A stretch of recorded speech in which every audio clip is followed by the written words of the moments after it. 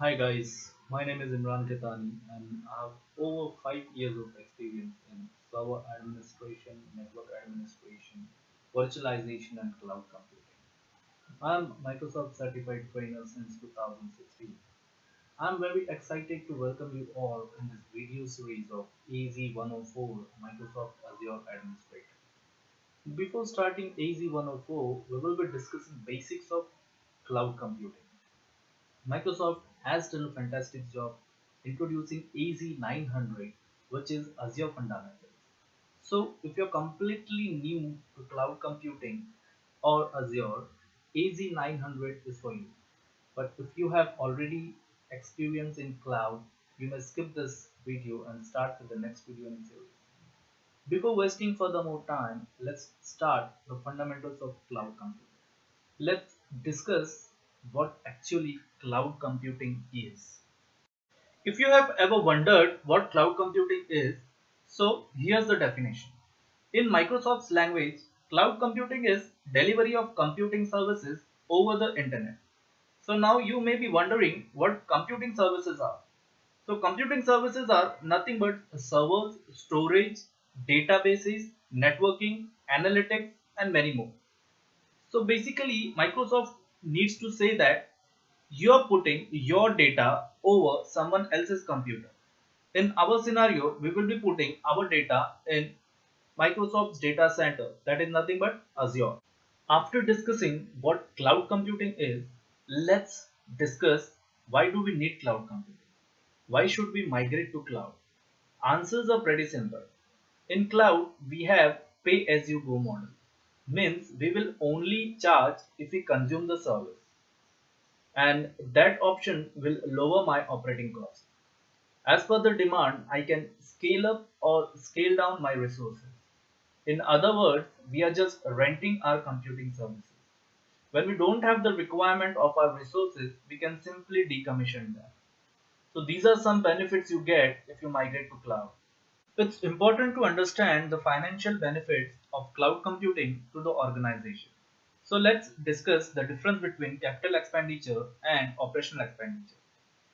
Capital expenditure is spending upfront on physical infrastructure you require to host your application. Operational expenditure is spending on services or products now and being billed for them now. In simple words, capex is like a prepaid cellular SIM where you are paying first and then utilizing the credits. And OPEX is like electricity bill where we consume first and according to the consumption we are paying the amount. Cloud computing falls under OPEX model where we will be consuming the resources first and then will pay the bill at the end of the month or at the end of the billing cycle. Let's discuss some advantages we get in cloud computing. So the first advantage we can have from using cloud computing is high availability. So depending on SLA, cloud-based applications can provide a continuous user experience with no downtime. So high availability is one of the advantages we can get if we migrate to cloud. The next in line is scalability. Applications are always scalable. As the popularity grows, the demand grows. So we can take advantage of auto scaling feature provided by the cloud service provider. Applications in Azure can be scaled in two ways, vertically and horizontally. Vertically, you can increase or decrease the resources like RAM, CPU as per the requirements of your application. Horizontally, as the server loads, virtual machine can be added or removed from the configuration. Third in line is agility. If you're using cloud services, you can deploy the resources as per the requirement very quickly. Geo distribution. As all the cloud service providers has presence across the globe, we can deploy the application as close as our users or customers so they have the best performance in their region. The next one is disaster recovery. We can use the backup and replication services provided by the cloud service provider. So in case of disaster, we can recover our data as the cloud service providers has presence across the globe. Hosting an application on premise is like owning a car. So we are responsible for driving, the maintenance, and if there is defect in any of the spare part, we are responsible to replace it. We can host our application on premise or in cloud. Cloud provides three service models for hosting the application: infrastructure as a service, platform as a service, software as a service. These are the three different cloud service models that we could use. Let's understand the different models. Infrastructure as a service model is as closest to managing the on-premise data center. The only difference here is we are not responsible for the underlying hardware resources, although we are responsible for the operating system maintenance and network configuration.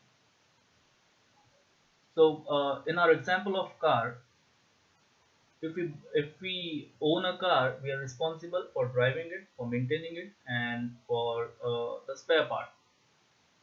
So, if we borrow a car, we are responsible for driving and fuel.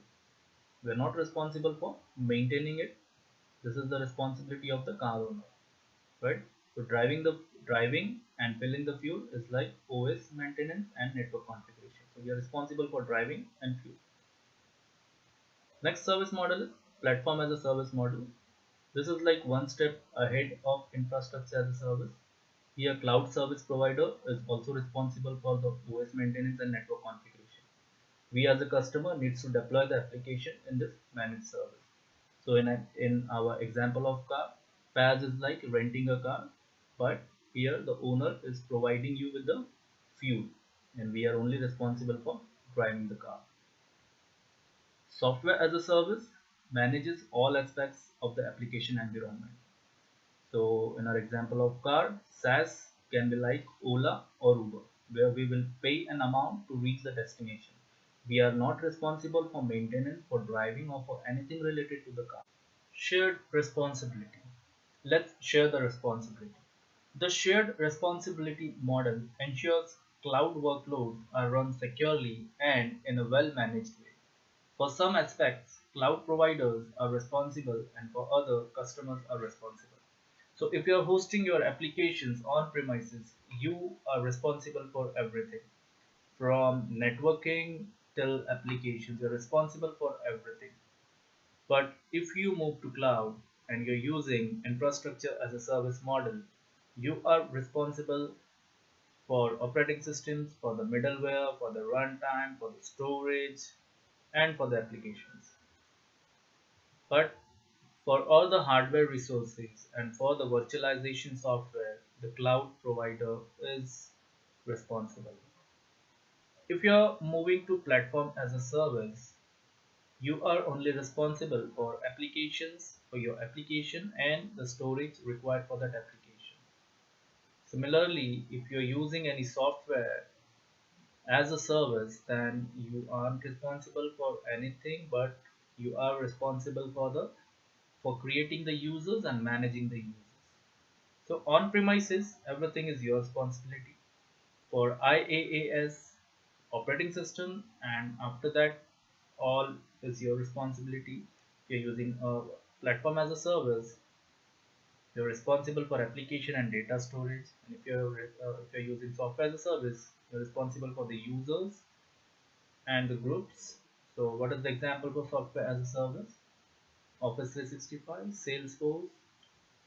Platform as a service, you can use storage as a service provided by Microsoft. There are three deployment models for cloud computing: public, private, hybrid. In public model, services are offered over the internet and anyone can purchase and use the services. But the underlying infrastructure is owned by the provider. So examples for public clouds are AWS, Azure, GCP, NTT. There are many more. In private model, the resources are used exclusively by users from one business or organization, and the infrastructure is owned by that organization. Hybrid model is the best of both the worlds, where one may have some services hosted over public cloud, whereas some services hosted over private cloud. In this course, we will be discussing Microsoft's Azure, which is a public cloud. So to understand Azure, we should get familiar with its terminology. Azure account. The account we use for sign up becomes our Azure account.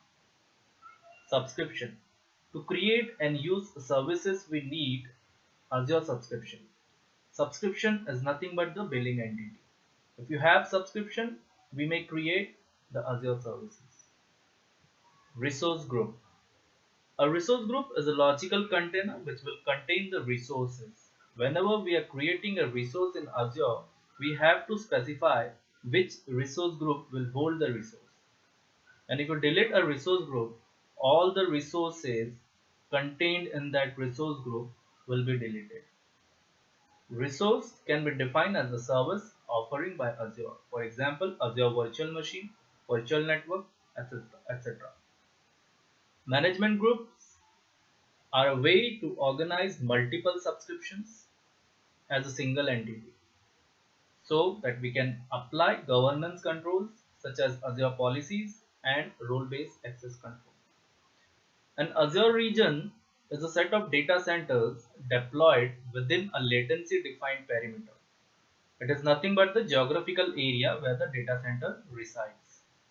Availability zones are unique physical locations with independent power, network, and cooling. Each availability zone is comprised of one or more data centers and houses infrastructure to support highly available mission critical applications. Azure region pair is a relationship between two Azure regions within the same geographic region for disaster recovery purposes. If one of the regions were to experience a disaster or failure, then the services in that region will automatically fail over to that region's secondary region in the pair. Let's get started with free Azure account. We will be doing labs in this series, so I encourage you guys to get the free Azure account provided by Microsoft. You will require a valid phone number and a credit card to create a free Azure account. Yes, it requires credit card, but don't worry, it won't charge you until and unless you convert your free subscription to pay as you go subscription. The free subscription will be automatically suspended after 30 days. Let's see how can we create a free Azure account. For creating free Azure account, just search for Azure free account in your favorite search engine. Click on the link that says create your Azure free account. It will take you to the page from where you can create free Azure account. Click on start free.